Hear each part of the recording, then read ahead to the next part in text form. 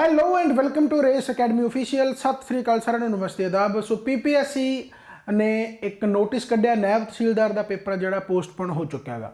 ਉਮੀਦ ਘੱਟ ਸੀ ਕਿ ਪੇਪਰ ਸ਼ਾਇਦ ਪੋਸਟਪੋਨ ਨਾ ਹੋਵੇ, ਹਾਲਾਂਕਿ ਪਹਿਲਾਂ ਉਮੀਦ ਜ਼ਿਆਦਾ ਸੀਗੀ, ਬਟ ਜਿਵੇਂ ਪੀਪੀਐਸਸੀ ਨੇ ਐਨਾਲਿਸਟ ਦਾ ਪੇਪਰ ਲੈਤਾ ਤੇ ਉਸ ਤੋਂ ਬਾਅਦ ਲੱਗਦਾ ਸੀ ਕਿ ਸ਼ਾਇਦ ਇਹ ਵੀ ਪੇਪਰ ਆ ਜਾਊਗਾ, ਕਿਉਂਕਿ ਫਰਦਰ ਉਹਨਾਂ ਦੀਆਂ ਨੋਟੀਫਿਕੇਸ਼ਨਾਂ ਹੋਰ ਵੀ ਆਉਂਦੀਆਂ ਰਹੀਆਂ।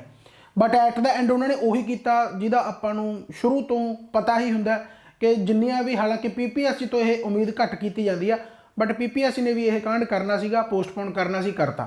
बहुत टाइम तो नायब तहसीलदार पोस्टपोन हो रहा है एंड बहुत टाइम तो ही बच्चे जोड़े वो तैयारी कर रहे हैं। बहुत सारे तुसी आसे पासे जोड़ा हैगा जिवें कहते होंगे भी रिवीजन वगैरह MCQ वगैरह या बहुत सारा सोर्स आ जोड़ा तुसी हुण तक जोड़ा हैगा नायब तहसीलदार वास्ते ओबवियसली तैयार कर लिया होगा। बट हजे ਇਹੋ ਜਿਹੇ स्टूडेंट भी है जिन्हों ने हजे शुरुआत करनी है ਜਾਂ ਉਹਨਾਂ ਨੂੰ ਇਹ ਲੱਗਦਾ ਕਿ ਉਹਨਾਂ ਦੀ ਕਮੀ ਹੈ, ਉਹਨਾਂ ਨੂੰ ਟਾਈਮ ਮਿਲ ਗਿਆ। ਦੋਨੇ ਗੱਲਾਂ ਹੀ ਹੈ। ਦੇਖੋ ਸਿੱਧੀ ਜੀ ਗੱਲ ਹੈ, ਟਾਈਮ ਕਦੇ ਵੀ ਤੁਹਾਨੂੰ ਐ ਨਹੀਂ ਲੱਗੂਗਾ ਕਿ ਇਨਫ ਹੈ। ਹਮੇਸ਼ਾ ਤੁਹਾਡਾ ਸਿਲੇਬਸ ਆ ਜਿਹੜਾ ਉਹ ਰਹੂਗਾ ਹੀ, ਤੁਹਾਨੂੰ ਐ ਲੱਗੂਗਾ ਵੀ ਹਜੇ ਹੋਰ ਟਾਈਮ ਮਿਲ ਜੇ, ਹੋਰ ਟਾਈਮ ਮਿਲ ਜੇ। ਦੇਖੋ ਸਿੱਧੀ ਜੀ ਗੱਲ ਹੈ, ਦਸੰਬਰ 2020 ਦੇ ਵਿੱਚ ਨੋਟੀਫਿਕੇਸ਼ਨ ਆਈ ਹੈ, ਦਸੰਬਰ 2021 ਟੱਪ ਗਿਆ ਤੇ ਹੁਣ ਆ ਵੀ ਆਪਣਾ ਟਾਈਮ ਆ ਜਿਹੜਾ 20 ਮਾਰਚ ਵਾਲਾ ਸੀਗਾ, ਇਹ ਵੀ ਯਾਨੀ ਕਿ ਨਿਕਲੂਗਾ। ਈਵਨ ਕਿ ਮਈ ਤੋਂ ਬਾਅਦ ਪੇਪਰ ਹੋਣ ਦੇ ਚਾਂਸ ਹੈ। ਹੁਣ बहुत सारे क्वेश्चन है कि नायब तहसीलदार हो गया ਜਾਂ ਕੋਆਪਰੇਟਿਵ इंस्पैक्टर हो गया।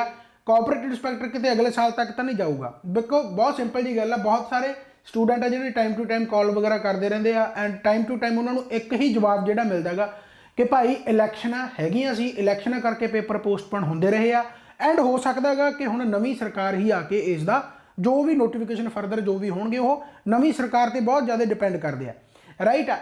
बट हाँ ये जरूर है कि ओबवियस गल है कि पेपर साल डेढ़ साल पोस्टपोन होना मुश्किल इस करके क्योंकि ऑलरेडी साल निकल चुकिया।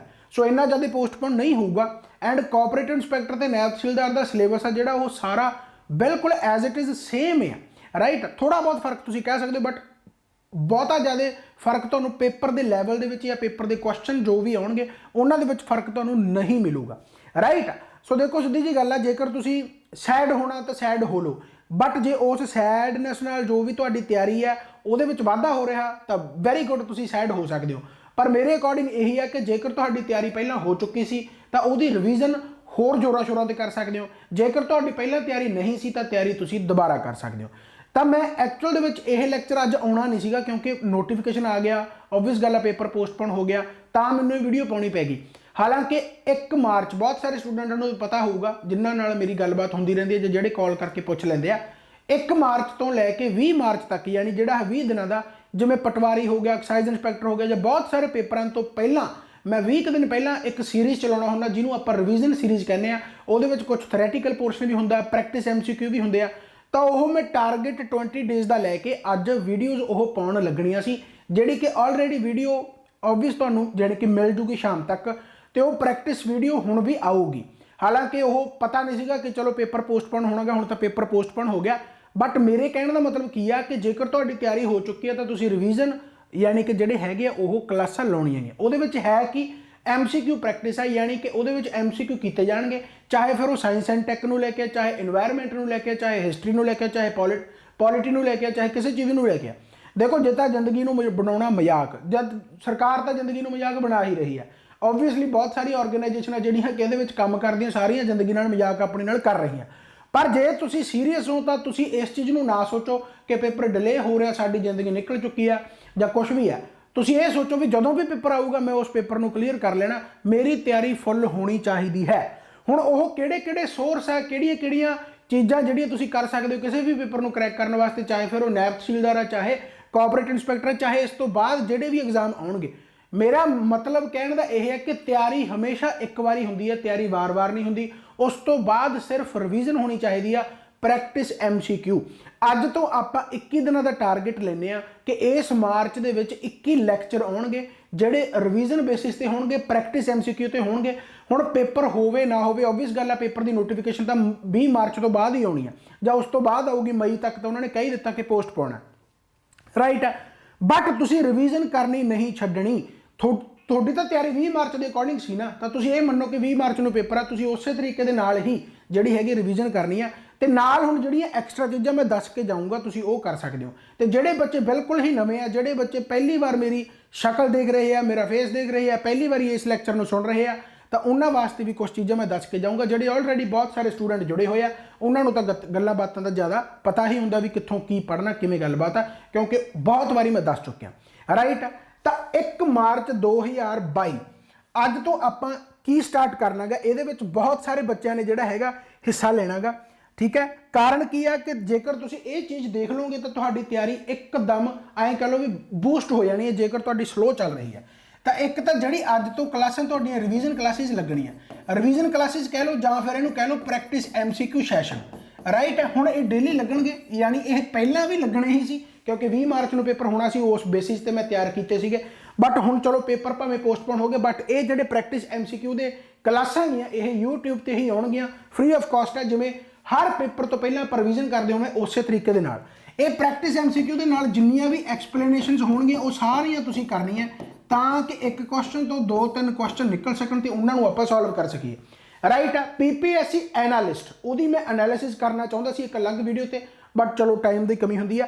ਤਾਂ PPSC ਐਨਾਲਿਸਟ ਦਾ ਜੇਕਰ ਤੁਸੀਂ ਪੇਪਰ ਦੇਖੋਗੇ ਤਾਂ ਬਹੁਤ ਹੀ ਜ਼ਿਆਦਾ ਸੌਖਾ ਐਂਡ 100% ਉਹੀ ਕੰਟੈਂਟ ਆਇਆ ਜਾਂ ਉਹੀ ਪੜ੍ਹਾਇਆ ਜਿਹੜਾ ਮਤਲਬ ਉਹੀ ਪੜ੍ਹਾਇਆ ਹੋਇਆ ਜਿਹਦੇ ਵਿੱਚ ਉਹ ਸਾਰਾ ਪੇਪਰ ਆਇਆ, ਰਾਈਟ। 100% ਇੰਨਾ ਜ਼ਿਆਦਾ ਸੌਖਾ ਪੇਪਰ ਹੈ। ਉਸੇ ਤਰੀਕੇ ਦੇ ਨਾਲ ਹੀ ਤੁਹਾਡਾ ਨਾਇਬ ਤਹਿਸੀਲਦਾਰ, ਉਸੇ ਤਰੀਕੇ ਦੇ ਨਾਲ ਤੁਹਾਡਾ ਕੋਆਪਰੇਟਿਵ ਇੰਸਪੈਕਟਰ ਆਉਣਾਗਾ, ਰਾਈਟ। ਹੁਣ ਜਿਨ੍ਹਾਂ ਨੇ ਤਾਂ ਨਾਇਬ ਤਹਿਸੀਲਦਾਰ ਦੀ ਤਿਆਰੀ ਕਰ ਰੱਖੀ ਹੈ, ਆਲਰੇਡੀ ਕੰਪਲੀਟ ਕਰ ਰੱਖਿਆ, ਚਾਹੇ ਉਹ ਕੋਰਸ ਦੇ ਵਿੱਚੋਂ ਚਾਹੇ ਕਿਤੇ ਵੀ ਕਿਸੇ ਵੀ ਇੰਸਟੀਚਿਊਟ ਤੋਂ ਆ, ਤਾਂ ਆਬਵੀਅਸ ਗੱਲ ਹੈ ਜੇਕਰ ਤੁਸੀਂ ਸਿਲੇਬਸ ਨੂੰ ਬਹੁਤ ਬਰੀਕੀ ਢੰਗ ਦੇ ਨਾਲ ਪੜ੍ਹਿਆ ਹੋਇਆ ਤਾਂ ਤੁਹਾਨੂੰ ਬਹੁਤ ਜ਼ਿਆਦਾ ਸੌਖਾ ਲੱਗਿਆ ਹੋਊਗਾ, ਕਿਉਂਕਿ ਪੇਪਰ ਜਦੋਂ ਹਲਕਾ ਆਉਂਦਾ ਤਾਂ ਉਹ ਉੱਪਰੋਂ ਉੱਪਰ ਹੀ ਪੁੱਛਿਆ ਜਾਂਦਾ, ਇੰਨੀ ਬਰੀਕੀ ਦੇ ਵਿੱਚ ਨਹੀਂ ਪੁੱਛਿਆ ਜਾਂਦਾ। ਤਾਂ ਪੇਪਰ ਹਲਕਾ ਆਇਆਗਾ, ਚਾਹੇ ਤੁਸੀਂ ਹਿਸਟਰੀ ਦੇ ਕੁਐਸਚਨ ਦੇਖ ਲਓ, ਚਾਹੇ ਕਰੰਟ ਅਫੇਅਰ ਦੇ, ਚਾਹੇ ਇਨਵਾਇਰਨਮੈਂਟ ਦੇ, ਚਾਹੇ ਸਾਇੰਸ ਦੇ, ਜਨਰਲ ਸਾਇੰਸ ਜਿਹੜੀ ਆਈ ਆ, ਕਿਸੇ ਦੇ ਵੀ ਮਿਸਲੇਨੀਅਸ ਟੌਪਿਕਸ ਵੀ ਆ, ਤਾਂ ਸਾਰੇ ਤੁਹਾਡੇ ਕਵਰ ਹੋਣਗੇ। ਪਰ ਇਹ ਕਵਰ ਹੋਣਗੇ ਕਿਵੇਂ? ਕੀ ਇੱਕ ਸੋਰਸ ਤੋਂ ਕਵਰ ਹੋ ਜਾਣਗੇ, ਕੀ 2 ਸੋਰਸ ਤੋਂ ਕਵਰ ਹੋ ਜਾਣਗੇ, ਕੀ ਇਨਫ ਹੈ? ਇਹ ਬਹੁਤ ਸਾਰਿਆਂ ਦਾ ਜਾਣੀ ਕਿ ਕੁਐਸਚਨ ਰਹਿੰਦਾ ਗਾ। ਤਾਂ ਪਹਿਲੀ ਗੱਲ ਤਾਂ ਮੈਂ ਇਹੀ ਦੱਸਦੀ ਕਿ ਤੁਸੀਂ ਜਿਹੜੇ ਪ੍ਰੈਕਟਿਸ MCQ ਦੇ ਸੈਸ਼ਨ ਇਹਨਾਂ ਨੂੰ ਜੁਆਇਨ ਕਰਨਾ। ਜੁਆਇਨ ਕਰਨ ਦਾ ਤਰੀਕਾ ਬਸ ਸਿਰਫ ਇਹੀ ਹੈ ਕਿ YouTube ਤੋਂ ਜਦੋਂ ਵੀਡੀਓ ਆਊਗੀ ਉਹਨੂੰ ਦੇਖਣਾਗਾ। ਤਾਂ ਦੂਸਰਾ ਸਭ ਤੋਂ ਵੱਡਾ ਜਿਹੜਾ ਯਾਨੀ ਕਿ ਜਿਹੜਾ ਮੈਂ ਚੀਜ਼ ਕਹੂੰਗਾ ਕਿ ਤੁਸੀਂ ਪੇਪਰ ਦਾ ਜੇਕਰ ਐਨਾਲਿਸਿਸ ਕਰਨਾ ਹੀ ਹੈ PPSC ਐਨਾਲਿਸਟ ਦਾ, ਤਾਂ 2 ਸੋਰਸ ਨੂੰ ਦੇਖ ਸਕਦੇ ਹੋ। ਜੇ ਮੈਂ ਆਪਣੀ ਗੱਲ ਕਰੂੰਗਾ, ਆਪਣੀ ਅਕੈਡਮੀ ਦੀ ਗੱਲ ਕਰੂੰਗਾ, ਤਾਂ ਆਬਵੀਅਸ ਗੱਲ ਹੈ ਮੈਂ ਆਪਣੇ ਨੋਟਸ ਦੀ ਗੱਲ ਕਰੂੰਗਾ, ਰਾਈਟ। ਤਾਂ ਇੱਕ ਤਾਂ ਜਿਹੜੇ ਆਪਣੇ ਨੋਟਸ ਆ ਤੁਸੀਂ ਉਹਨਾਂ ਨੂੰ ਧਿਆਨ ਦੇ ਨਾਲ ਪੜ੍ਹੋ। ਹਜੇ ਹਾਲ ਹੀ ਦੇ ਵਿੱਚ ਮੈਂ ਨਾਇਬ ਤਹਿਸੀਲਦਾਰ ਜਾਂ ਕੋਆਪਰੇਟਿਵ ਇੰਸਪੈਕਟਰ, ਈਵਨ ਕਿ ਪੂਰੇ PPSC ਦੇ ਵਿੱਚ ਜਿੰਨੇ ਵੀ ਪੇਪਰ ਹੁੰਦੇ ਆ, ਚਾਹੇ ਪੰਜਾਬ ਲੈਵਲ ਦੇ ਯਾਨੀ ਜਿੰਨੇ ਮਰਜ਼ੀ ਪੇਪਰ ਕਹਿ ਲਓ, ਚਾਹੇ ਸੈਂਟਰ ਲੈਵਲ ਦੇ ਪੇਪਰ ਜਿੰਨੇ ਮਰਜ਼ੀ ਕਹਿ ਲਓ, ਯਾਨੀ ਕਹਿਣ ਦਾ ਮਤਲਬ ਜਿਹੜੀ ਮੈਂ ਹੁਣ ਬੁੱਕ ਹਜੇ ਉਹਨੂੰ ਲਾਂਚ ਕੀਤਾ ਪਿਛਲੇ ਮਹੀਨੇ ਹੀ, ਤੁਸੀਂ ਐ ਮੰਨੋ ਵੀ ਲਗਭਗ ਕੁਐਸਚਨ ਤੁਹਾਨੂੰ ਉਹਦੇ ਵਿੱਚੋਂ ਹੀ ਮਿਲ ਜਾਣਗੇ, ਰਾਈਟ। ਹੁਣ ਕਾਫੀ ਸਟੂਡੈਂਟ ਕਹਿਣਗੇ ਕਿ ਸਰ ਜੀ ਐਜ਼ ਇਟ ਇਜ਼ ਤਾਂ ਨਹੀਂ ਮਿਲਦੇ, ਉਹ ਯਾਨੀ ਕਿ ਕੁਐਸਚਨ ਜਮਾ ਐਜ਼ ਇਟ ਇਜ਼ ਸਰਚ ਕਰਨ ਲੱਗ ਜਾਣਗੇ। ਐਜ਼ ਇਟ ਇਜ਼ ਨਹੀਂ, ਜਦੋਂ ਕੁਐਸਚਨ ਦੇ ਨਾਲ ਥੱਲੇ ਐਕਸਪਲੇਨੇਸ਼ਨ ਹੋਵੇ, ਜੇ ਤੁਸੀਂ ਇਸ ਐਕਸਪਲੇਨੇਸ਼ਨ ਨੂੰ ਪੜ੍ਹਿਆ ਹੋਇਆ ਤਾਂ ਤੁਹਾਨੂੰ 100% ਕੁਐਸਚਨ ਆ ਜਿਹੜੇ ਇਹਦੇ ਵਿੱਚੋਂ ਮਿਲ ਜਾਣਗੇ। ਪਰ ਪ੍ਰੋਬਲਮ ਕੀ ਆ, ਆਪਾਂ ਐਜ਼ ਇਟ ਇਜ਼ ਜੇਕਰ ਕਿਸੇ ਨੇ ਐਂ ਲਿਖਤਾ ਕਿ ਬਾਬਰਨਾਮਾ ਕਿਹਨੇ ਲਿਖੀ ਹੈ ਤਾਂ ਐਵੇਂ ਹੀ ਆਉਣਾ ਚਾਹੀਦਾ ਕਿ ਬਾਬਰਨਾਮਾ ਕਿਹਨੇ ਲਿਖੀ ਆ। ਨਹੀਂ, ਜਿਹੜੇ ਉਹਦੇ ਵਿੱਚ ਆਪਸ਼ਨ ਹੋਰ ਪਏ ਆ ਉਹਨਾਂ ਤੋਂ ਵੀ ਕੁਐਸਚਨ ਬਣ ਸਕਦੇ ਆ। ਕੀ ਤੁਸੀਂ ਉਹਨਾਂ ਕੁਐਸਚਨ ਦਾ ਐਨਾਲਿਸਿਸ ਇਸ ਤਰੀਕੇ ਨਾਲ ਕਰਦੇ ਹੋ, ਯਾਨੀ ਉਹਦੀ ਐਕਸਪਲੇਨੇਸ਼ਨ ਪੜ੍ਹਦੇ ਹੋ? ਤਾਂ ਮੈਨੂੰ ਲੱਗਦਾ ਬਹੁਤ ਘੱਟ ਸਟੂਡੈਂਟ ਪੜ੍ਹਦੇ ਹੋਣਗੇ। ਦੇਖੋ, ਕਿਸੇ ਵੀ ਪੇਪਰ ਨੂੰ ਕਰੈਕ ਕਰਨ ਵਾਸਤੇ ਤੁਹਾਡੇ ਕੋਲੇ 2 ਪੱਕੇ ਸੋਰਸ ਹੋਣੇ ਚਾਹੀਦੇ ਆ। ਇੱਕ ਤਾਂ ਤੁਹਾਡੇ ਕੋਲੇ ਪ੍ਰੈਕਟਿਸ MCQ ਦੀ ਕੋਈ ਵੀ ਬੁੱਕ ਹੋਣੀ ਚਾਹੀਦੀ ਹੈ, ਰਾਈਟ। ਤੇ ਇੱਕ ਤੁਹਾਡੇ ਕੋਲੇ ਕੋਈ ਵੀ ਕੋਰਸ ਹੋਣਾ ਚਾਹੀਦਾ। ਹੁਣ ਇਹ ਕੋਰਸ ਹੈ ਜਿਹੜਾ ਕੰਪਲੀਟ ਕੋਰਸ ਦਾ ਮਤਲਬ ਕੀ ਹੈ, ਇਹ ਤੁਸੀਂ ਕਿਸੇ ਵੀ ਅਕੈਡਮੀ ਦਾ ਲੈ ਸਕਦੇ ਹੋ। ਬਸ ਮੁੱਦਾ ਕੀ ਹੈ ਕਿ ਤੁਹਾਨੂੰ ਸਮਝ ਆਉਣੀ ਚਾਹੀਦੀ ਆ, ਜਾਂ ਫਿਰ ਤੁਹਾਨੂੰ ਪਤਾ ਹੋਣਾ ਚਾਹੀਦਾ ਕਿ ਉਹ ਕਿੰਨਾ ਕੁ ਜਾ ਕੇ ਡੀਪ ਕਰਾ ਰਿਹਾ ਹੈਗਾ। ਦੇਖੋ ਸਿੱਧੀ ਜੀ ਗੱਲ ਆ, ਕਮੇਡੀ ਕਰਨੀ ਜਾਂ ਬਹੁਤ ਜ਼ਿਆਦਾ ਤੁਸੀਂ ਕਹਿ ਲਓ ਵੀ ਆਪਣੀ ਜ਼ਿੰਦਗੀ ਦੇ ਨਾਲ ਤੁਸੀਂ ਜਿਵੇਂ ਕਹਿੰਦੇ ਉਹਨੂੰ ਖਿਲਵਾੜ ਕਰਨਾ, ਉਹ ਕਰ ਸਕਦੇ ਹੋ। ਇੱਥੇ ਆ ਕੇ ਵੀ ਕਹਿ ਦਿਓ ਵੀ ਸਾਨੂੰ ਕੋਰਸਾਂ ਦੀ ਲੋੜ ਨਹੀਂ, ਅਸੀਂ YouTube ਤੇ ਵੀਡੀਓ ਦੇਖ ਕੇ ਕੰਪਲੀਟ ਕਰ ਲਾਂਗੇ, ਕਰ ਸਕਦੇ ਹੋ। ਪਰ ਇਹ ਉਹ ਕਰ ਸਕਦੇ ਆ ਜਿਨ੍ਹਾਂ ਦੀ ਆਲਰੇਡੀ 70 to 80% ਤਿਆਰੀ ਹੁੰਦੀ ਹੈ। ਪਰ ਜੇ ਤੁਸੀਂ ਬਿਲਕੁਲ ਹੀ ਜ਼ੀਰੋ ਹੋ, ਜਾਂ ਐਂ ਕਹਿ ਲਓ ਵੀ 10% ਤਿਆਰੀ ਹੈ, 20% ਤਿਆਰੀ, ਜਾਂ ਰਾਹ ਦਾ ਨਹੀਂ ਪਤਾ, ਤਾਂ ਤੁਹਾਨੂੰ ਕੰਪਲੀਟ ਕੋਰਸ ਵੱਲ ਜਾਣਾ ਹੀ ਪਊਗਾ। ਜੇਕਰ ਮੈਂ ਪੜ੍ਹਾ ਰਿਹਾਗਾ ਤਾਂ ਮੈਂ ਬਹੁਤ ਸਾਰੇ ਲੈਕਚਰ ਪਾ ਰਿਹਾਗਾ, ਤਾਂ ਉਹਦਾ ਮਤਲਬ ਮੈਂ ਆਪਣਾ ਟਾਈਮ ਕੱਢ ਕੇ ਪੜ੍ਹਾ ਰਿਹਾਗਾ। ਐਂਡ ਬਹੁਤ ਜ਼ਿਆਦਾ ਡੀਪ ਦਾ ਮਤਲਬ ਅਪ ਟੂ PCS ਲੈਵਲ। ਮੈਂ ਇਹ ਨਹੀਂ ਕਹਿੰਦਾ ਕਿ ਤੁਸੀਂ PCS ਪੇਪਰ ਦੀ ਤਿਆਰੀ ਕਰੋ, ਪਰ ਜਦੋਂ ਤੁਸੀਂ ਇਸ ਲੈਵਲ ਤੱਕ ਤਿਆਰੀ ਕਰੋਗੇ ਤਾਂ PPSC ਐਨਾਲਿਸਟ ਹੋ ਗਿਆ, ਜਾਂ ਪ੍ਰਿੰਸੀਪਲ ਹੋ ਗਿਆ, ਜਾਂ ਨਾਇਬ ਤਹਿਸੀਲਦਾਰ ਹੋ ਗਿਆ, ਕੋਆਪਰੇਟਿਵ ਇੰਸਪੈਕਟਰ ਹੋ ਗਿਆ, ਤੁਹਾਨੂੰ ਇਹ ਪੇਪਰ ਸੌਖੇ ਲੱਗਣ ਲੱਗ ਜਾਣਗੇ। ਤਾਂ ਤੁਹਾਨੂੰ ਥੋੜਾ ਜਿਹਾ ਲੈਵਲ ਆਪਣਾ, ਥੋੜਾ ਜਿਹਾ ਨਹੀਂ ਬਹੁਤਾ ਲੈਵਲ ਚੱਕਣਾ ਪਊਗਾ, ਕਿਉਂਕਿ ਨਾਇਬ ਤਹਿਸੀਲਦਾਰ ਦਾ ਪੇਪਰ ਦੇਣ ਵਾਲੇ ਕੌਣ ਹੋਣਗੇ? PCS ਵਾਲੇ ਜਵਾਕ ਹੀ ਹੋਣਗੇ, ਰਾਈਟ, ਜ਼ਿਆਦਾਤਰ। क्योंकि उन्होंने ही पेपर क्लीयर होने जो PCS नहीं होंदा या PPSC किसी कारणवश नहीं आता तो नायब तहसीलदार का पेपर देंगे, कॉपरेट इंस्पैक्टर का पेपर देंगे, ये कोई पोस्टां छोटियां थोड़ी है, राइट। सो कहने का मतलब की है कि थोड़ा एक तो कंप्लीट कोर्स वाल जाना चाहिए, एक प्रैक्टिस MCQ जी कि आप अज तो स्टार्ट करांगे, तो 2 किताबां मैं तो अपनी ही बुक रिकमेंड करूँगा, तो नाल किताबां तुहानूं होर भी दस सकदा, चाहे तुसीं अरिहंत लै लो चाहे तुसीं लूसेंट लै लो, बट एक कमी है कि इन्हां दे विच एक्सप्लेनेशन नहीं हैगी ते थोड़ियां बहुतियां गलतियां भी है, राइट। बट PPSC नूं लै के स्पैशल जिहड़ी GS गाइड बनाई गई है उहदा हुणे तुसीं कह सकदे हो, एक प्रूफ ही दे सकदे हो, PPSC GS जिहड़ा एनालिस्ट का पेपर होएगा कि लगभग तुहानूं सारा पेपर उहदे विच मिल जूगा, पर शर्त यही है कि एज इट इज़ क्वेश्चन नहीं एक्सप्लेनेशन दे नाल। एक बुक कदे भी इनफ नहीं हो सकती, तुसीं कहो कि आह बुक पढ़ जाए तो साड़ा पेपर हो जाऊगा, एवें कदे नहीं हो सकता जिन्ना चक्कर तुसीं थरैटिकल पोर्शन नहीं पढ़ते। थोड़ा मैं एक एग्जाम्पल दिखाना चाहना, बहुत सारे स्टूडेंट तो चलो मेरे कोर्स के जुड़े हुए हैं, अज इन्वायरमेंट की क्लासां स्टार्ट होने, तुसीं इन्वायरमेंट पढ़ोगे, साइंस एंड टैक पढ़ोगे, जनरल साइंस, मैं कॉपरेट इंस्पैक्टर की गल कर रहा क्योंकि वो तो कोर्स जो चल रहा, नैब के तो चलो होर टीचर भी सीगे उन्होंने कंप्लीट करता, तो अज तो इन्वायरमेंट की कल तो इन्वायरमेंट की क्लासां स्टार्ट हो जाएगी। थोड़ा मैं एक चीज़ दिखावागा, तुसीं अपने आप सोचो कि की तुसीं इन्ना डीपली पढ़िया होया, जे उन्ना डीपली पढ़िया होया तो ऑबवियस गल है तुसीं राइट ट्रैक तो, जे नहीं तो भाई इस ट्रैक नूं फड़ना पऊगा, राइट। हुण तुहानूं मैं एक चीज़ दिखावागा, सब तो पहले तो मैं तुहानूं बुक दिखा दिना कि जिहड़ी आह बुक अपनी आ देखो, आ PPSC GS गाइड है, 4700 प्लस क्वेश्चन है। टॉपिक देखो ये हिस्टरी है, पॉलिटी है, जियोग्राफी है, इकोनॉमी है, फिजिक्स, केमिस्ट्री, बायो यानी तुहाडी जनरल साइंस होगी, मिसलेनियस टॉपिक स्टार्ट होंगे जिहदे बायोडाइवर्सिटी है, इकोनॉमिक डिवेलपमेंट है, इन्वायरमेंट इकोलॉजी है, पॉपूलेशन है, पॉवर्टी एंड फाइनेंशियल इंक्लूजन है, सोशल सैक्टर इनीशिएटिव है, अर्बनाइजेशन है, मिक्सड क्वेश्चन है, तो उस तो बाद प्रैक्टिस क्वेश्चन है। आह टाइटल की तुहाडे सिलेबस नाल मेल नहीं खाते, तो जिन्ना भी तुसीं डीपली पढ़ोगे थोनू ये प्रैक्टिस MCQ फायदा ही देणगे, एंड जदों तुसीं ये बुक नूं फिजिकली देखोगे तो थोनू इन्नी ज़्यादा वधिया लगूगी। इस तरीके दे नाल ये वॉल्यूम 2 है, ये मैं बहुत सारिया किताबां दे भी दित्तियां, तुसीं भी ये किताब नूं लै सकदे हो। PPSC GS ओवरव्यू करके हैगा गा, ये चलो डिटेल अड्ड है, तुसीं बुक नूं किवें लै सकदे हो, इहदी वीडियो अलग पई है, तुसीं अपने डिस्क्रिप्शन दे विच लिंक पिया होऊगा, तुसीं उह ते क्लिक करके देख लिओ। मुद्दा की है कि तुसीं इन्ना डीपली पढ़ रहे हो या नहीं, वो देखना जरूरी है। जिवें तुहानूं मैं एक एग्जाम्पल के तौर पर कुछ चीज़ां दिखाउणा, जिहड़े स्टूडेंट इहदे जुड़े हुए हैं, एक कॉपरेट इंस्पैक्टर ते नायब तहसीलदार का कोर्स है, राइट है। तुसीं बस इन्ना देखना भी की तुसीं इन्ना डीपली पढ़ चुके हो जां नहीं, सिर्फ इन्नी चीज़ मैं दिखाऊंगा, राइट है। जे तुसीं नहीं पढ़ चुके तो प्लीज़ इस नूं ज्वाइन करके तुसीं जरूर पढ़ना गा, क्योंकि इन्ना डीपली तुहानूं पढ़ना पऊगा ही पऊगा, राइट। हुण देखो सीधी जी गल है, जिवें जियोग्राफी दे मैं लैक्चर खोल दांगा, सब तो पहला एक एक पॉइंट देखियो। पहला what is geography, geography caste तो बनी है, यानी जियोग्राफी की इंट्रोडक्शन लैक्चर है। उस तो बाद ग्रेट सर्कल रोटेशन की है, रेवोल्यूशन की हुंदा यह है। उस तो बाद सीजनस की है, डे एंड नाइट की है, समर सोलिस्टिस की है, विंटर सोलिस्टिस की है, इक्विनॉक्स की है, पोलर डे एंड नाइट की है, टाइम जोन्स की है, universe and origin of universe की है, life cycle of star, protostar यानी स्टार दे बन तो उहदे मरण तक की सारी लाइफ साइकिल है, मासिव स्टार की हुंदा, सुपरनोवा की हुंदा, ब्लैक होल की हुंदा, गैलेक्सीज की है, ट्विंकलिंग ऑफ स्टार्स की है, ओरिजिन ऑफ सोलर सिस्टम की है, डिफरेंट लेयर्स ऑफ सन की है, टेरेस्ट्रियल एंड जोविन प्लैनेट्स की है, प्लैनेट्स क्यूपर बेल्ट ऊट क्लाउड्स की है, ड्वार्फ प्लैनेट की है, एस्ट्रॉइड्स की है, मीटेराइड्स की है, मेटेओर की है, मीटेराइट्स की है, लूनर इक्लिप्स की है, solar eclipse, difference between lunar ते eclipse and moon, evolution of earth, उस तो बाद उससे दा ही पार्ट है, अर्थ से इंटीरियर, अर्थ का यानी अंदरला हिस्सा, सोर्सिस ऑफ स्टडी किया, chemical and physical layers of earth किया, rocks and types of rocks किया, अर्थ से मूवमेंट किया, फोल्ड फॉल्ट ब्लॉक माउंटेन्स किया, क्लाइमेटोलॉजी वेदर क्लाइमेट एटमॉस्फेयर किया, होमोस्फीयर एंड हेट्रोस्फीयर लेयर्स किया,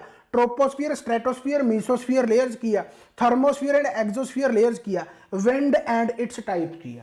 हजे क्लाउड्स आउणगे, अजे इंडियन जियोग्राफी पई है, तो मैं इन्ना तो हजे करा चुका, यानी ये हजे लैक्चर होर आउणगे, हजे होर ऐड होने हैं, राइट हो गया। हुण इस तो बाद तुहानूं मैं होर चीज़ दिखाउणा। हुण आ जाओ तुसीं हिस्टरी वाले लैक्चर ते, हिस्टरी दिखाउणा। हुण हजे तक पॉलिटी भी चल रही है, पहला मैं तुहानूं हिस्टरी दिखा देना, मॉडर्न हिस्टरी 58 लैक्चर हो चुके हैं। एक बारी टाइटल पढ़ने हैं, सिर्फ टाइटल भी हाँ तुसीं ये पढ़ रखिया या नहीं पढ़ रखिया तो कमेडी करने की लोड़ नहीं। बहुत सिंपल है कि तुहानूं तैयारी करने की बहुत ज़्यादा जरूरत है, अपनी जिंदगी के नाल मजाक करना बंद करो, राइट है। देखो बहुत simple, Mughal Panipat important of Panipat सारे ने पढ़ रखे होना। मनसबदारी सिस्टम जगीरदारी की है। सिर्फ मनसबदारी सिस्टम तो जगीरदारी ते ही इन्ने लैक्चर है कि इस पॉइंट नूं समझना ही बहुत ज़्यादा इंपॉर्टेंट है। तुसीं जेकर महालवाड़ी सिस्टम ते क्वेश्चन आया होया, राजा राम मोहन राय ते क्वेश्चन आया होया, डिटेल्ड है, उन्होंने जो बहुत डिटेल पढ़ लोगे तो क्वेश्चन चुटकी दे नाल करोगे। राइट है, मनसबदारी सिस्टम जगीरदार, जमींदार, ननकार लैंड्स, खुद कश्त, पाही कश्त पढ़िया कदे की हुंदा गा। इस तो बाद डिकलाइन ऑफ मुगल अंपायर है, role of Aurangzeb, jagirdari crisis है।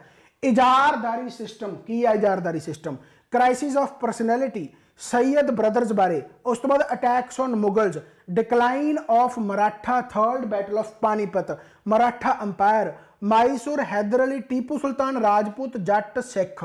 उस तो बाद आ गया advent of European, Portuguese, the decline of Portuguese, Dutch East India company, British East India company, internal developments of the company, Danish East India company, French East India company and first Carnatic war, Carnatic wars other, Bengal conflict and black hole tragedy किया, battle of Plassey, conflict between Mir Jafar and Mir Qasim, battle of Buxar ते treaty of Allahabad, dual government in Bengal, regulating act 1773, 1784, 1793, 1813, 1833, 1853, land revenue policies किया, farmer system ते permanent settlement system किया, ryotwari system किया, Mahalwari system किया। ਇਹਦੇ ਤੇ question आया होया ਤੇ ਕੀ ਤੁਹਾਨੂੰ ਲੱਗਦਾ ਨਹੀਂ ਕਿ ਨਾਇਬ ਤਹਿਸੀਲਦਾਰ ਜਾਂ ਕੋਆਪਰੇਟਿਵ ਇੰਸਪੈਕਟਰ ਦੇ ਵਿੱਚ ਰਾਇਤਵਾੜੀ ਸਿਸਟਮ ਤੇ क्वेश्चन ਆ ਨਹੀਂ ਸਕਦਾ, ਫਾਰਮਰ ਸਿਸਟਮ ਜਾਂ ਪਰਮਾਨੈਂਟ ਸੈਟਲਮੈਂਟ ਤੇ क्वेश्चन ਆ ਨਹੀਂ ਸਕਦਾ। ਪੜ੍ਹ ਕੇ ਦੇਖੋ, ਇੱਕ ਇੱਕ ਟੌਪਿਕ ਨੂੰ ਬਹੁਤ ਜ਼ਿਆਦਾ ਵਧੀਆ ਤਰੀਕੇ ਨਾਲ ਐਕਸਪਲੇਨ ਕਰਕੇ ਪੜਾਇਆ ਹੋਇਆ। ਬਹੁਤ ਸਾਰੇ ਸਟੂਡੈਂਟ ਆ ਜਲਦੀ ਸਿਲੇਬਸ ਖਤਮ ਕਰ ਦਿਓ, ਜਲਦੀ ਸਿਲੇਬਸ ਖਤਮ ਕਰ ਦਿਓ। ਦੇਖੋ ਬਹੁਤ ਸਿੰਪਲ ਜੀ ਗੱਲ ਹੈ, ਬਹੁਤ ਸਾਲਾਂ ਦਾ ਐਕਸਪੀਰੀਅੰਸ ਹੈ, ਪਤਾ ਕਿ ਕਦੋਂ ਸਿਲੇਬਸ ਖਤਮ ਹੋਣਾ, ਕਦੋਂ ਪੇਪਰ ਹੋਣਾ, ਕੀ ਗੱਲਬਾਤ ਹੈ, ਇੰਨਾ ਕੁ ਐਕਸਪੀਰੀਅੰਸ ਹੋ ਜਾਂਦਾ। ਬਟ ਸਟੂਡੈਂਟ ਨੂੰ ਕਾਹਲੀ ਰਹਿੰਦੀ ਆ, ਉਹਨੂੰ ਲੱਗਦਾ ਬਸ ਜਲਦੀ ਜਲਦੀ ਫਾਹਾ ਵੱਢ ਕੇ ਤਿਆਰੀ ਹੋ ਜੇ, ਕਿਹੜਾ ਸਿਲੇਬਸ ਖਤਮ ਹੋ ਜੇ, ਉਹਨੂੰ ਫਾਹਾ ਵੱਢਣ ਦੀ ਤਿਆਰੀ ਜ਼ਰੂਰ ਰਹਿੰਦੀ ਆ। ਪਰ ਜਦੋਂ ਤੁਸੀਂ ਇੰਨਾ ਡੀਪਲੀ ਪੜ੍ਹ ਲਓਗੇ ਨਾ ਤਾਂ ਤੁਹਾਨੂੰ ਕੋਈ ਵੀ ਕੁਐਸਚਨ ਆਏ ਨਹੀਂ ਲੱਗੂਗਾ ਕਿ ਇਹ ਔਖਾ ਗਾ। 90% ਤੁਸੀਂ ਐਕੂਰੇਸੀ ਜਿਹੜੀ ਰੱਖ ਕੇ ਸਾਰੇ ਕੁਐਸਚਨ ਰਾਈਟ ਕਰ ਸਕਦੇ ਹੋ। 90% ਕੁਐਸਚਨ ਰਾਈਟ ਹੋਗੇ ਤਾਂ ਤੁਹਾਡੀ ਸਿਲੈਕਸ਼ਨ ਕੌਣ ਰੋਕ ਸਕਦਾ ਯਾਰ, ਰਾਈਟ। उस तो बाद देखो महालवाड़ी सिस्टम है, फिर पुलिस एडमिनिस्ट्रेशन है, फिर जुडिशरी रिफॉर्म्स की है, सिविल सर्विस की है, सब्सिडरी अलायंस की है, डॉक्ट्रिन ऑफ लैब्स आ गया, postal system, telegraph, press and railways, Brahmo Samaj, young Bengal movement, Ishwar Chandra Vidyasagar, Arya Samaj, Ramakrishna mission and theosophical society, Satyashodhak Samaj and other miscellaneous, Muslim reform movements, Sikh, Parsi and other movements, 1857 का revolt, pre Congress associations, formation of INC 1885, partition of Bengal, all India Muslim league and Surat split, revolutionary activities Bengal and Maharashtra, Punjab abroad, Ghadar party and Komagata मारू incident, home rule league and August declaration, केक यानी Champaran, Ahmedabad Kheda satyagraha, Rowlatt act, Jallianwala Bagh incident and Hunter commission, Khilafat movement, non cooperation movement, Swaraj party 1928 तो लेकर 1932 तक, Simon commission, Lahore session, civil disobedience movement, round table conference, Karachi session, Poona pact, communal ਜਿਹੜੇ award ਹੈ 1937 ਤੋਂ ਲੈ ਕੇ 1947 ਤੱਕ ਤੇ ਹਜੇ ਲੈਕਚਰ 4-5 ਹੋਰ ਪਏ ਆ, ਯਾਨੀ ਇਸ ਤੋਂ ਬਾਅਦ ਲਿਖਾਉਣ ਵਾਲਾ ਪੋਰਸ਼ਨ ਰਹਿੰਦਾ ਜਿਹੜਾ 1947 ਤੱਕ ਹੈ। ਕੀ ਤੁਸੀਂ ਇੰਨੀ ਡੀਪ ਹਿਸਟਰੀ ਪੜ੍ਹ ਰੱਖੀ ਆ? ਇਹ ਮੈਂ ਸਿਰਫ ਮਾਡਰਨ ਹਿਸਟਰੀ ਦੀ ਗੱਲ ਕਰ ਰਿਹਾ, ਹਾਲਾਂਕਿ ਸਿਲੇਬਸ ਦੇ ਵਿੱਚ ਵੀ ਇਹੀ ਹੈ। ਨੈਬ ਦੇ ਵਿੱਚ ਤੁਹਾਨੂੰ ਥੋੜਾ ਬਹੁਤ ਜਿਹੜਾ ਹੈਗਾ ਉਹ ਮਿਲ ਸਕਦਾ ਗਾ, ਯਾਨੀ ਐਂਸ਼ੀਅੰਟ ਹਿਸਟਰੀ ਤੋਂ, ਪਰ ਇਹ ਸਿਰਫ ਮਾਡਰਨ ਹਿਸਟਰੀ ਹੈ। ਕੀ ਤੁਸੀਂ ਇੰਨਾ ਡੀਪਲੀ ਪੜ੍ਹ ਚੁੱਕੇ ਹੋ ਜਾਂ ਪੜ੍ਹ ਰਹੇ ਹੋ, ਕਿਤੋਂ ਵੀ ਪੜ੍ਹ ਰਹੇ ਹੋ? ਇੰਨਾ ਪੜ੍ਹਨਾ ਪੈਣਾ ਤੇ ਇਸ ਤੋਂ ਬਾਅਦ ਤੁਹਾਨੂੰ ਪ੍ਰੈਕਟਿਸ MCQ ਕਰਨੇ ਪੈਣੇ। ਜਿਹੜੀ ਮੈਂ ਆਹ ਕਿਤਾਬ ਦਿਖਾਈ ਆ ਇਸ ਦੇ ਵਿੱਚ 4700 ਕੁਐਸਚਨ ਆ, ਪਰ ਇਹ 4700 ਕੁਐਸਚਨ ਨਾ ਮੰਨੋ, ਕਿਉਂਕਿ ਇੱਕ ਇੱਕ ਕੁਐਸਚਨ ਦੇ ਵਿੱਚੋਂ ਤੁਸੀਂ 3-3 2-2 ਕੁਐਸਚਨ ਕੱਢ ਸਕਦੇ ਹੋ, ਯਾਨੀ 10000 ਕੁਐਸਚਨ ਮੰਨੋ ਜੇਕਰ ਆਪਾਂ ਦੁੱਗਣਾ ਜਾਂ 2.5 ਗੁਣਾ ਲਾਈਏ। ਜੇਕਰ 10000 ਕੁਐਸਚਨ ਕਰਨ ਵਾਸਤੇ ਤਿਆਰ ਹੋ, ਇੰਨੀ ਥਿਊਰੀ ਪੜ੍ਹਨ ਵਾਸਤੇ ਤਿਆਰ ਹੋ, ਫਿਰ ਮੈਂ ਕਿਤੇ ਜਾ ਕੇ ਕਹਿ ਸਕਦਾ ਮੋਰ ਦੈਨ ਸਫੀਸ਼ੀਐਂਟ। ਤੇ ਉਸ ਤੋਂ ਬਾਅਦ ਵੀ ਤੁਹਾਨੂੰ ਪ੍ਰੈਕਟਿਸ ਸੈਸ਼ਨ ਲਾਉਣੇ ਪੈਣਗੇ, ਮੌਕ ਟੈਸਟ ਦੇਣੇ ਪੈਣਗੇ। ਹੁਣ ਤੁਹਾਨੂੰ ਹੋਰ ਚੀਜ਼ ਦਿਖਾ ਦਿੰਦਾ, ਕੀ ਤੁਸੀਂ ਮੌਕ ਟੈਸਟ ਲਗਾਉਣੇ ਹੋ, ਕੀ ਤੁਸੀਂ ਮੌਕ ਟੈਸਟ ਲਗਾ ਕੇ ਉਹਨਾਂ ਦੇ ਵਿੱਚ ਨੰਬਰ ਵਧੀਆ ਲੈਣੇ ਹੋ? ਇਹ ਅੱਛਾ, ਫਿਰ ਇਹਦੇ ਵਿੱਚ ਹੋਰ ਇਨਕਲੂਡ ਕੀ ਆ? ਆਲ ਪੀਡੀਐਫਸ ਦੇ ਵਿੱਚ ਤੁਹਾਨੂੰ ਡੇਲੀ ਨਿਊਜ਼ ਐਨਾਲਿਸਿਸ। ਅੱਛਾ, ਤੁਹਾਨੂੰ ਪਤਾ ਵੀ PPSC ਐਨਾਲਿਸਟ ਦੇ ਵਿੱਚ ਕਰੰਟ ਅਫੇਅਰ ਦੇ ਕੁਐਸਚਨ ਆਏ ਆ 15 ਦੇ 15 ਇਹਨਾਂ ਦੇ ਵਿੱਚੋਂ ਆਏ ਆ। ਜਿਹੜੇ ਅਜੇ ਸਿਡਾਣਾ ਸਰ ਯਾਨੀ ਕਿ ਕਰੰਟ ਅਫੇਅਰ ਕਰਵਾ ਰਹੇ ਆ, ਉਹਨਾਂ ਦੇ ਵਿੱਚੋਂ ਹੀ ਸਾਰੇ ਕੁਐਸਚਨ ਆਏ। ਉਹਨਾਂ ਨੇ ਕੱਲ ਇੱਕ ਵੀਡੀਓ ਪਾ ਕੇ ਲੈਕਚਰ ਪਾ ਕੇ ਐਨਾਲਿਸਿਸ ਵੀ ਕੀਤਾ ਹੋਇਆ। डेली न्यूज़ एनालिसिस का मतलब 3 दसंबर 4 दसंबर 6 दसंबर 7 दसंबर ਐਤਵਾਰ ਦਾ ਦਿਨ ਛੱਡ ਕੇ ਡੇਲੀ ਤੁਹਾਡੇ ਕੋਲੇ ਇਹ PDF ਆ ਰਹੀਆਂ ਕਿ ਜਿਹੜੇ ਕੋਰਸ ਦੇ ਵਿੱਚ ਹੈਗੇ ਆ ਕਿ ਉਹ ਪੜ੍ਹ ਰਹੇ ਆ ਜਾਂ ਜਿਹੜੇ ਕੋਰਸ ਦੇ ਵਿੱਚ ਹੈ ਨਹੀਂ ਕਿ ਉਹ ਐਵੇਂ ਪੜ੍ਹ ਰਹੇ ਆ। Daily news analysis, daily current affair ਤੁਹਾਡੇ ਕੋਲੇ PDF ਦੀ ਫਾਰਮ ਦੇ ਵਿੱਚ ਆਉਂਦੇ ਆ। ਫਿਰ ਉਹੀ ਕੁਐਸਚਨ ਆ ਜਿਹੜੇ ਤੁਹਾਡੇ ਕੋਲੇ ਸਟੈਟਿਕ ਜੀਕੇ ਦੇ ਕੁਐਸਚਨ ਆਉਂਦੇ ਆ। ਉਸ ਤੋਂ ਬਾਅਦ ਡੇਲੀ CA ਕੁਇਜ਼ ਯਾਨੀ ਕਰੰਟ ਅਫੇਅਰ ਦੇ ਕੁਇਜ਼ ਆਉਂਦੇ, ਕੁਐਸਚਨ ਆਉਂਦੇ ਆ। ਕੀ ਤੁਸੀਂ ਐਵੇਂ ਕਰਦੇ ਹੋ? ਸਟੈਟਿਕ ਜੀਕੇ ਦੇ ਦੇਖ ਲਓ ਘੱਟੋ ਘੱਟ 79 ਸੈਸ਼ਨ ਹੋ ਚੁੱਕੇ ਆ, ਯਾਨੀ 790 ਕੁਐਸਚਨ ਸਟੈਟਿਕ ਜੀਕੇ ਦੇ ਹੀ ਅਲੱਗ-ਅਲੱਗ ਪਏ ਆ। ਆਪਾਂ ਕਹਿੰਦੇ ਨੇ ਸਟੈਟਿਕ ਜੀਕੇ ਕਿੱਥੋਂ ਆ ਜਾਂਦੀ ਹੈ, ਸਮਝ ਲੱਗ ਰਹੀ ਹੈ? ਕੀ ਤੁਸੀਂ ਇੰਨੀ ਡਿਟੇਲ ਦੇ ਵਿੱਚ ਪੜ੍ਹ ਰਹੇ ਹੋ? ਜੇਕਰ ਨਹੀਂ, ਮੈਂ YouTube ਤੇ ਬਹੁਤ ਘੱਟ ਵੀਡੀਓਜ਼ ਪਾਉਣਾ, ਬਹੁਤ। ਕਿਉਂ? ਕਾਰਨ ਕੀ ਆ ਕਿ ਇੰਨੇ ਡੀਪਲੀ ਮੈਂ ਪੜਾਉਣਾਗਾ, ਨਵੇਂ ਲੈਕਚਰ, ਫਰੈਸ਼ ਲੈਕਚਰ, ਇਸ ਕਰਕੇ ਟਾਈਮ ਨਹੀਂ ਲੱਗਦਾ। ਬਾਕੀ ਫੈਮਿਲੀ ਪ੍ਰੋਬਲਮ ਆ ਗਈ ਸੀ ਫਰਵਰੀ ਦੇ ਵਿੱਚ, ਤਾਂ ਚਲੋ ਇਸ ਕਰਕੇ ਵੀ। ਕਰੰਟ ਅਫੇਅਰ 58 ਵੀਡੀਓਜ਼ ਆ, ਆ ਦਸੰਬਰ ਦੇ ਪਏ ਆ, ਜਨਵਰੀ ਦੇ ਪਏ ਆ, ਫਰਵਰੀ ਦੇ ਪਏ ਆ। ਡੇਲੀ ਵੀਡੀਓਜ਼ ਆ ਜਿਹੜੀਆਂ ਚੱਲ ਰਹੀਆਂ, ਨਾਲ PDF ਹੈ। ਆ ਦੇਖ ਲਓ 3 ਫਰਵਰੀ 4 ਫਰਵਰੀ 5 ਫਰਵਰੀ ਐਵੇਂ ਕਰਕੇ, ਠੀਕ ਹੈ ਨਾ। ਤਾਂ ਇਹ ਸਾਰੇ ਫਰਵਰੀ ਦੇ, ਹੁਣ ਤੁਹਾਡਾ ਮਾਰਚ ਵੀ ਚੱਲ ਪੈਣਾ, ਰਾਈਟ। ਕੀ ਤੁਸੀਂ ਇੰਨਾ ਜ਼ਿਆਦਾ ਵਧੀਆ ਤਰੀਕੇ ਦੇ ਨਾਲ ਪੜ੍ਹ ਰਹੇ ਹੋ ਜਾਂ ਨਹੀਂ? ਜੇਕਰ ਪੜ੍ਹ ਨਹੀਂ ਰਹੇ ਤਾਂ ਪਲੀਜ਼ ਇਹਨਾਂ ਨੂੰ ਕਵਰ ਕਰੋ। ਇਸੇ ਤਰੀਕੇ ਨਾਲ ਪੋਲਿਟੀ, ਹਜੇ ਪੋਲਿਟੀ ਦੇ ਸਿਰਫ 10 ਲੈਕਚਰ ਹੋਏ, ਹਾਲਾਂਕਿ ਮੈਂ ਪੋਲਿਟੀ ਬਹੁਤ ਥਾਵਾਂ ਤੇ ਪਹਿਲਾਂ ਵੀ ਕੰਪਲੀਟ ਕਰਵਾ ਚੁੱਕਿਆ, ਪਰ ਹੁਣ ਮੈਂ ਹੋਰ ਤਰੀਕੇ ਨਾਲ ਯਾਨੀ ਡਿਕਟੇਟ ਕਰਕੇ ਉਹ ਸਾਰਾ ਕੁਝ ਲਿਖਵਾਉਣਾਗਾ ਐਂਡ ਬਹੁਤ ਜ਼ਿਆਦਾ ਡੀਪਲੀ ਕਰਵਾ ਰਿਹਾ। ਕਾਰਨ ਕੀ ਆ ਕਿ ਆਪਣੇ ਕੋਲੇ ਟਾਈਮ ਹੈ। ਜੇਕਰ ਟਾਈਮ ਹੈ ਤਾਂ ਭਾਈ ਤਿਆਰੀ ਕਰ ਲਓ। ਪਹਿਲਾਂ ਹੀ ਕਿਹਾ ਸੀ ਕਿ ਮਈ ਐਂਡ ਜਾਂ ਮਈ ਤੋਂ ਬਾਅਦ ਹੀ ਪੇਪਰ ਹੋਣੇ ਆ, ਹੁਣ ਵੀ ਸੁਣ ਲਓ ਪਲੀਜ਼, ਇਹਨਾਂ ਚੀਜ਼ਾਂ ਦੀ ਤਿਆਰੀ ਕਰ ਲਓ। ਮੈਂ ਕੋਆਪਰੇਟਿਵ ਇੰਸਪੈਕਟਰ ਦੀ ਗੱਲ ਕਰ ਰਿਹਾ, ਨੈਬ ਦੀ ਚਲੋ ਹਜੇ ਫਰਦਰ ਨੋਟੀਫਿਕੇਸ਼ਨ ਆਊਗੀ, ਬਟ ਤੁਸੀਂ ਸਿਲੇਬਸ ਨੂੰ ਕਵਰ ਕਰਕੇ ਉਹਦੀ ਰਿਵੀਜ਼ਨ ਕਰਨੀ ਹੈ। ਇਕੱਲਾ ਸਿਲੇਬਸ ਨਹੀਂ ਖਤਮ ਕਰਨਾ ਕਿ ਅਸੀਂ ਸਿਲੇਬਸ ਖਤਮ ਕਰ ਲਿਆ ਤੇ ਬਹੁਤ ਵੱਡੀ ਚੀਜ਼ ਹੋਗੀ। ਹੁਣ ਤੁਹਾਨੂੰ ਪੋਲਿਟੀ ਦੀ ਦਿਖਾਉਣਾ, ਕੌਨਸਟੀਟਿਊਸ਼ਨ, ਉਹਦੇ ਬਾਰੇ ਸਾਰੀ ਇਕੱਲੇ ਕੌਨਸਟੀਟਿਊਸ਼ਨ ਬਾਰੇ ਹੀ ਗੱਲ ਹੋਈ ਆ ਕਿ ਕੌਨਸਟੀਟਿਊਸ਼ਨ ਹੈ ਕੀ, ਰਾਈਟ। ਉਸ ਤੋਂ ਬਾਅਦ ਸੈਪਰੇਸ਼ਨ ਆਫ ਪਾਵਰਸ ਕੀ ਆ, basic structure of constitution, preamble ਬਾਰੇ, ਸੋਵਰਨ ਸੋਸ਼ਲਿਸਟ ਸੈਕੂਲਰ ਕੀ ਆ, democratic republic, justice, liberty, equality, fraternity ਕੀ ਆ, ਆਰਟੀਕਲ 1 ਤੋਂ 4 ਕੀ ਆ, 1950 ਦੇ ਵਿੱਚ ਇੰਡੀਆ ਕੀ ਸੀ, 1956 ਸਟੇਟ ਰੀਆਰਗੇਨਾਈਜੇਸ਼ਨ ਐਕਟ, ਉਸ ਤੋਂ ਬਾਅਦ ਸਟੇਟਾਂ ਦੀ ਇਵੈਲੂਏਸ਼ਨ। ਹਾਲਾਂਕਿ ਪੋਲਿਟੀ ਤਾਂ ਮੇਰੇ ਬਹੁਤ ਸਾਰੇ ਲੈਕਚਰ ਤੁਸੀਂ YouTube ਤੇ ਵੀ ਦੇਖ ਲਓਗੇ, ਪੰਜਾਬ ਜੀਕੇ ਦੇ ਵੀ ਦੇਖ ਲਓਗੇ, ਹਿਸਟਰੀ ਦੇ ਵੀ ਦੇਖ ਲਓਗੇ, ਪਰ ਜੇਕਰ ਤੁਸੀਂ ਇਸ ਤਰੀਕੇ ਨਾਲ ਪੜ੍ਹੋਗੇ ਜਿਸ ਤਰੀਕੇ ਨਾਲ ਮੈਂ ਹੁਣ ਪੜ੍ਹਾ ਰਿਹਾ, ਯਾਨੀ ਲਿਖਵਾ ਰਿਹਾ, ਕੱਲੀਆਂ ਚੀਜ਼ਾਂ, ਤੁਹਾਡੇ ਨੋਟਸ ਇੰਨੇ ਘੈਂਟ ਤਿਆਰ ਹੋ ਜਾਣਗੇ ਕਿ ਤੁਹਾਨੂੰ ਹੋਰ ਕੁਝ ਪੜ੍ਹਨ ਦੀ ਲੋੜ ਨਹੀਂ, ਸਿਰਫ ਪ੍ਰੈਕਟਿਸ MCQ ਕਰਨ ਦੀ ਲੋੜ ਹੈ। ਯਾਨੀ ਹੁਣ ਤੱਕ ਜਿੰਨਾ ਮੈਂ ਡੀਪਲੀ ਕਰਾ ਚੁੱਕਿਆ ਉਹਦੇ ਤੋਂ ਕੁਐਸਚਨ ਹੀ ਆਉਣਗੇ। ਤੁਸੀਂ ਐਨਾਲਿਸਟ ਵਾਲਾ ਜੇਕਰ ਪੰਜਾਬ ਜੀਕੇ ਦੇ ਕੁਐਸਚਨ ਉਹਦੇ ਵਿੱਚੋਂ ਦੇਖੇ ਹੋਣਗੇ ਤਾਂ ਇਸੇ ਪੰਜਾਬ ਜੀਕੇ ਫੋਲਡਰ ਦੇ ਵਿੱਚੋਂ ਆਏ, ਜਿਹਦੇ ਵਿੱਚ 45 ਲੈਕਚਰ ਹੈ। ਹਜੇ ਇਹਦੇ ਵਿੱਚ ਹੋਰ ਲੈਕਚਰ ਵੀ ਐਡ ਹੋਣੇ ਆ। 19 ਲੈਕਚਰ ਤੁਹਾਡੇ 1451 ਤੋਂ ਲੈ ਕੇ 1966 ਤੱਕ ਦੇ ਜਿਹੜੀ ਹਿਸਟਰੀ ਹੈ, ਪੰਜਾਬ ਜੀਕੇ 1 ਲਾਈਨਰ ਹੈ, ਜੀਓਗ੍ਰਾਫੀ ਆਫ ਪੰਜਾਬ ਹੈ, ਪੰਜਾਬ ਆਰਟ ਐਂਡ ਕਲਚਰ ਹੈ, ਪੰਜਾਬ ਡਿਸਟ੍ਰਿਕਟ ਹੈ, fairs and festival of Punjab ਹੈ, ਟੌਪ ਬੈਟਲਸ, ਇਹ ਹਜੇ ਹੋਰ ਵੀ ਲੈਕਚਰ ਇਹਦੇ ਵਿੱਚ ਐਡ ਹੋਣੇ ਨੇ। ਇਸ ਤੋਂ ਬਾਅਦ ਤੁਹਾਨੂੰ ਮੈਂ ਪੰਜਾਬ ਜੀਕੇ ਤੋਂ ਬਾਅਦ ਮੈਥ ਦੇ ਲੈਕਚਰ ਦਿਖਾ ਦੇਣਾ। ਮੈਥ ਰੀਜ਼ਨਿੰਗ ਇਸ ਤਰੀਕੇ ਨਾਲ ਕਵਰ ਹੋਊਗਾ, ਇੱਕ ਵੀ ਕੁਐਸਚਨ ਤੁਹਾਡਾ ਰਹਿਣਾ ਨਹੀਂ। ਇਸ ਤੋਂ ਪਹਿਲਾਂ ਰਿਕਾਰਡ ਰਹੇ ਆ, ਬਹੁਤ ਸਾਰੇ ਲੈਕਚਰ ਮੇਰੇ ਪਏ ਹੋਇਆ। ਪਟਵਾਰੀ ਤੋਂ ਪਹਿਲਾਂ ਵਾਲੇ ਜਿਹੜੇ ਲੈਕਚਰ ਉਹਨਾਂ ਨੂੰ ਦੇਖ ਲਿਓ, ਉਹਨਾਂ ਲੈਕਚਰਾਂ ਨੂੰ ਦੇਖ ਕੇ ਐਂ ਦੇਖ ਲਿਓ ਕਿ ਕੀ ਇਹ ਪਟਵਾਰੀ, ਐਕਸਾਈਜ਼ ਇੰਸਪੈਕਟਰ, ਕੋਆਪਰੇਟਿਵ ਬੈਂਕ ਜਾਂ ਜਿੰਨੇ ਵੀ SI ਪੁਲਿਸ ਦੇ ਜਿੰਨੇ ਵੀ ਪੇਪਰ ਹੋਇਆ ਕਿ ਉਹਨਾਂ ਦੇ ਵਿੱਚ ਇਹ ਕੁਐਸਚਨ ਆਏ ਆ ਜਾਂ ਨਹੀਂ। ਤੁਸੀਂ ਹੈਰਾਨ ਹੋ ਜਾਵੋਗੇ ਕਿ ਹਾਂ ਉਹ ਕੁਐਸਚਨ ਆਏ ਆ। ਮੈਂ ਇਹ ਨਹੀਂ ਕਹਿੰਦਾ ਕਿ ਕੋਈ ਮੇਰੇ ਕੋਲੇ ਜਾਦੂ ਮੰਤਰ ਆ ਤੇ ਉਹੀ ਕੁਐਸਚਨ ਆਉਂਦੇ ਆ। ਮੈਂ ਇਹ ਕਹਿਣਾ ਕਿ ਅੱਜ ਦਾ ਟਾਈਮ ਇਹ ਕਹਿੰਦਾ ਵੀ ਤੁਹਾਨੂੰ ਕੁਝ ਵੀ ਛੱਡਣਾ ਨਹੀਂ ਚਾਹੀਦਾ, ਸਾਰਾ ਕੁਝ ਕਰਨਾ। ਇਸੇ ਕਰਕੇ ਹੀ ਉਹਨਾਂ ਦੇ ਵਿੱਚੋਂ ਆਉਂਦਾ ਹੈ। ਚਾਹੇ ਮੇਰੇ ਪ੍ਰੈਕਟਿਸ MCQ ਆ, ਚਾਹੇ ਮੇਰੇ ਪ੍ਰੈਕਟਿਸ ਸੈਸ਼ਨ ਆ, ਚਾਹੇ ਥਿਓਰੈਟੀਕਲ ਪੋਰਸ਼ਨ ਆ, ਮੇਰੀ ਹਮੇਸ਼ਾ ਕੋਸ਼ਿਸ਼ ਇਹ ਰਹਿੰਦੀ ਆ ਕਿ ਹਰ ਇੱਕ ਚੀਜ਼ ਦੇ ਵਿੱਚ ਅਲੱਗ-ਅਲੱਗ ਹੋਵੇ। ਜੇ ਮੈਂ ਇੱਕੋ ਹੀ ਚੀਜ਼ YouTube ਤੇ ਇੱਕੋ ਹੀ ਚੀਜ਼ ਕੋਰਸ ਦੇ ਵਿੱਚ ਕਰਾਉਂਦਾ ਰਹੂੰਗਾ ਤਾਂ ਉਹਨਾਂ ਦੀ ਵੈਲਿਊ ਨਹੀਂ ਰਹਿਣੀ, ਉਹਨਾਂ ਦਾ ਕੁਝ ਨਹੀਂ ਰਹਿਣਾ। ਇੱਕੋ ਹੀ ਚੀਜ਼ ਤੁਹਾਨੂੰ ਦੋਨੇ ਪਾਸੇ ਮਿਲ ਰਹੀ ਆ, ਤੁਸੀਂ ਪੈਸੇ ਦੇ ਕੇ ਵੀ ਉਹੀ ਚੀਜ਼ ਲੈ ਰਹੇ ਹੋ, ਫ੍ਰੀ ਦੇ ਵਿੱਚ ਵੀ ਉਹੀ ਚੀਜ਼ ਲੈ ਰਹੇ ਹੋ, ਤਾਂ ਕੋਈ ਫਾਇਦਾ ਨਹੀਂ। ਦੋਨੇ ਪਾਸੇ ਚੀਜ਼ਾਂ ਅੱਡ-ਅੱਡ ਹੋਣਗੀਆਂ ਤਾਂ ਤੁਹਾਨੂੰ ਘੱਟੋ-ਘੱਟ ਡਿਫਰੈਂਸ ਪਤਾ ਲੱਗੂ ਕਿ ਇੰਨੀ ਡੀਪਲੀ ਤਿਆਰੀ ਕਰਨੀ ਪੈਣੀ ਆ। ਜਦੋਂ ਟੀਚਰ ਇੰਨਾ ਮੱਥਾ ਮਾਰਦਾ ਹੋਵੇ ਤਾਂ ਸਟੂਡੈਂਟ ਨੂੰ ਇਸ ਤੋਂ ਦੁੱਗਣਾ, ਤਿੱਗਣਾ, ਚੌਗਣਾ ਮੱਥਾ ਮਾਰਨਾ ਚਾਹੀਦਾਗਾ। ਇਸੇ ਤਰੀਕੇ ਨਾਲ ਰੀਜ਼ਨਿੰਗ ਹਜੇ ਜਿਹੜੀ ਮੈਂ ਕਰਵਾਉਂਗਾ ਰੀਜ਼ਨਿੰਗ ਉਹਦੇ ਅੱਡ ਲੈਕਚਰ ਹੈ। 올ਡ ਲੈਕਚਰ ਦੇ ਵਿੱਚ ਮੈਂ ਰੀਜ਼ਨਿੰਗ ਆਲਰੇਡੀ ਅਪਲੋਡ ਕਰ ਚੁੱਕਿਆ ਹਾਂ। ਪ੍ਰੈਕਟਿਸ MCQ ਹੈ, ਐਕਸਟਰਾ ਕਲਾਸਿਸ ਆ, ਡਾਊਟ ਸੈਸ਼ਨ ਹੈ, 올ਡ ਲੈਕਚਰ ਹੈ। 올ਡ ਲੈਕਚਰ ਦੇ ਵਿੱਚ ਵੀ 100 ਲੈਕਚਰ ਪਿਆ, ਇੰਡੀਅਨ ਪੋਲਿਟੀ ਦੇ 63 ਲੈਕਚਰ ਪਏ, ਰੀਜ਼ਨਿੰਗ ਦੇ 37 ਲੈਕਚਰ ਪਏ। ਇਹ ਤਾਂ ਕੋਆਪਰੇਟਿਵ ਇੰਸਪੈਕਟਰ ਦੇ ਕੋਰਸ ਦੀ ਗੱਲ ਕਰ ਰਿਹਾ ਹੈਗਾ।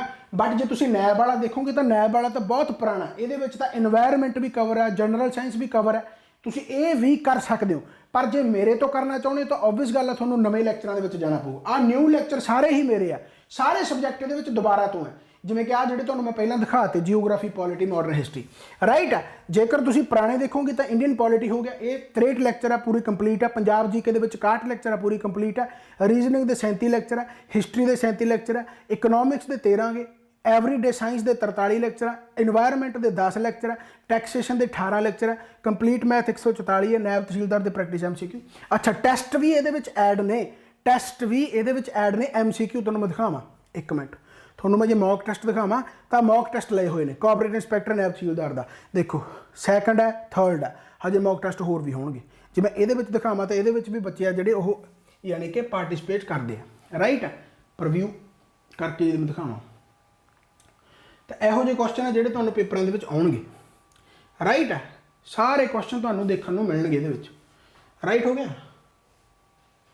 ਜਿਵੇਂ ਆਹ ਦੇਖੋ ਕੁਐਸਚਨ ਆਇਆ ਹੋਇਆ, ਇਹ ਤਾਂ ਚਲੋ ਰੀਜ਼ਨਿੰਗ ਦੇ ਮੇਰੇ ਹਿਸਾਬ ਨਾਲ ਰਾਈਟ ਹੈ। ਜਿਵੇਂ which of the following is are cited by scientist are evidence for continued expansion of universe, ਕਿ ਯੂਨੀਵਰਸ ਐਕਸਪੈਂਡ ਹੋ ਰਿਹਾ ਉਹਦੇ ਕਿਹੜੇ ਕਿਹੜੇ ਐਵੀਡੈਂਸ ਮਿਲਦੇ ਆਪਾਂ ਨੂੰ, ਤਾਂ ਉਹ ਕੁਐਸਚਨ ਉਹਦੇ ਤੇ। ਚਲੋ ਇਹ ਤਾਂ ਤੁਹਾਨੂੰ ਹੁਣ ਮੌਕ ਟੈਸਟ ਬਾਰੇ ਕੀ ਪਤਾ ਲੱਗੂਗਾ, ਜਿਨ੍ਹਾਂ ਨੇ ਦਿੱਤਾ ਹੋਇਆ ਉਹਨਾਂ ਨੂੰ ਹੀ ਪਤਾ ਲੱਗੂਗਾ। ਮੇਰੇ ਕਹਿਣ ਦਾ ਮਤਲਬ ਤਾਂ ਸਿਰਫ ਇੰਨਾ ਕਾ ਕਿ ਭਾਈ ਕੀ ਤੁਸੀਂ ਇੰਨਾ ਡੀਪਲੀ ਪੜ੍ਹ ਰਹੇ ਹੋ ਜਾਂ ਨਹੀਂ ਪੜ੍ਹ ਰਹੇ ਹੋ। ਜੇ ਨਹੀਂ ਪੜ੍ਹ ਰਹੇ ਤਾਂ ਆਈ ਐਮ ਸੌਰੀ, ਤੁਸੀਂ ਬਹੁਤ ਪਿੱਛੇ ਹੋ। ਪੜ੍ਹੋ ਜਿੱਥੋਂ ਮਰਜੀ, ਪਰ ਦੇਖ ਲਓ ਕਿ ਕੀ ਉਹਨਾਂ ਨੇ ਇਜਾਰਦਾਰੀ ਸਿਸਟਮ, ਕੀ ਉਹਨਾਂ ਨੇ ਮਹਾਲਵਾੜੀ ਸਿਸਟਮ, ਕੀ ਉਹਨਾਂ ਨੇ ਰਾਇਤਵਾੜੀ ਸਿਸਟਮ ਉਸੇ ਤਰੀਕੇ ਨਾਲ ਕਰਾ ਰੱਖਿਆ ਜਿਸ ਤਰੀਕੇ ਨਾਲ ਕੁਐਸਚਨ ਆਇਆ। ਮੇਨ ਮੁੱਦਾ ਤਾਂ ਕੁਐਸਚਨ ਸੋਲਵ ਹੋਣਾ। ਕਹਾਣੀਆਂ ਕੋਈ ਵੀ ਸੁਣਾ ਸਕਦਾ, ਕੋਈ ਵੀ ਕਹਾਣੀਆਂ ਸੁਣਾ ਦੂਗਾ, ਪਰ ਮੇਨ ਮੁੱਦਾ ਇਹ ਹੈ ਕਿ ਕੀ ਤੁਹਾਡਾ ਪੇਪਰ ਦੇ ਵਿੱਚ ਕੁਐਸਚਨ ਸੋਲਵ ਹੋ ਰਿਹਾ ਜਾਂ ਨਹੀਂ। ਇਨਵਾਇਰਨਮੈਂਟ ਹੋ ਗਿਆ, ਇਨਵਾਇਰਨਮੈਂਟ ਹਜੇ ਅੱਜ ਸਟਾਰਟ ਕਰੂੰਗਾ ਜਾਂ ਕੱਲ੍ਹ ਨੂੰ ਸਟਾਰਟ ਕਰੂੰਗਾ। ਇਨਵਾਇਰਨਮੈਂਟ ਦੇ ਘੱਟੋ ਘੱਟ 30 ਜਾਂ 32 ਲੈਕਚਰ ਆਉਣਗੇ, ਯਾਨੀ ਇੰਨੀ ਡੀਪਲੀ ਆਪਾਂ ਇਨਵਾਇਰਨਮੈਂਟ ਪੜ੍ਹ ਲਾਂਗੇ, ਤੁਸੀਂ ਇਨਵਾਇਰਨਮੈਂਟ ਦੇ ਵਿੱਚ ਹੀ ਵੜ ਜਾਓਗੇ ਕਿ ਹਾਂ ਯਾਰ ਹੁਣ ਕੋਈ ਕੁਐਸਚਨ ਆ ਜੇ ਸੌਖਾ। ਜਨਰਲ ਸਾਇੰਸ ਹੋ ਗਿਆ, ਯਾਨੀ ਕਹਿਣ ਦਾ ਮਤਲਬ ਤੁਹਾਨੂੰ ਬਹੁਤ ਜ਼ਿਆਦਾ ਵਧੀਆ ਤਰੀਕੇ ਦੇ ਨਾਲ ਕੰਪਲੀਟ ਸਿਲੇਬਸ ਕਰਨਾ ਪਊਗਾ ਤਾਂ ਕਿ ਸਾਲ ਦੇ ਵਿੱਚ ਕੋਈ ਵੀ ਪੇਪਰ ਆਵੇ, ਕੱਲਾ ਨੈਬ ਤਹਿਸੀਲਦਾਰ ਨਹੀਂ, ਕੱਲਾ ਕੋਆਪਰੇਟਿਵ ਇੰਸਪੈਕਟਰ ਨਹੀਂ। ਕਿਉਂਕਿ ਦੇਖੋ ਸਿੱਧੀ ਜੀ ਗੱਲ ਹੈ, ਇੱਕ ਕੋਰਸ ਦੇ ਵਿੱਚ ਬਹੁਤ ਸਾਰੇ ਜਵਾਕ ਹੁੰਦੇ ਆ, 200 300 400 100 150 ਜਿੰਨਾ ਵੀ ਆ। ਇੱਕ ਯਾਨੀ ਕੋਰਸ ਦੇ ਵਿੱਚ ਇੰਨੇ ਜਵਾਕ ਹੁੰਦੇ ਆ, ਉਨੀਆਂ ਪੋਸਟਾਂ ਨਹੀਂ ਹੁੰਦੀਆਂ, ਤਾਂ ਇਹਦਾ ਮਤਲਬ ਸਾਰੇ ਜਵਾਕ ਤਾਂ ਲੱਗ ਹੀ ਨਹੀਂ ਸਕਦੇ ਰਾਈਟ। ਇਹ ਤਾਂ ਬਹੁਤ ਸਿੰਪਲ ਜੀ ਗੱਲ ਹੈ, ਸਾਰੇ ਜਵਾਕ ਨਹੀਂ ਲੱਗ ਸਕਦੇ। ਨੈਬ ਤਹਿਸੀਲਦਾਰ ਦੇ ਵਿੱਚ 19 ਜਾਂ 20 ਪੋਸਟਾਂ, ਕੋਆਪਰੇਟਿਵ ਦੇ ਵਿੱਚ 100 ਜਾਂ 120 ਪੋਸਟਾਂ। ਤਾਂ ਕਹਿਣ ਦਾ ਮਤਲਬ ਕੀ ਆ ਕਿ ਸਾਰੇ ਜਵਾਕ ਤਾਂ ਲੱਗਣੇ ਨਹੀਂ। ਇਹ ਤਾਂ ਆਪਾਂ ਨੂੰ ਵੀ ਪਤਾ, ਤੁਹਾਨੂੰ ਵੀ ਪਤਾ, ਸਾਰਿਆਂ ਨੂੰ ਪਤਾ ਰਾਈਟ ਆ।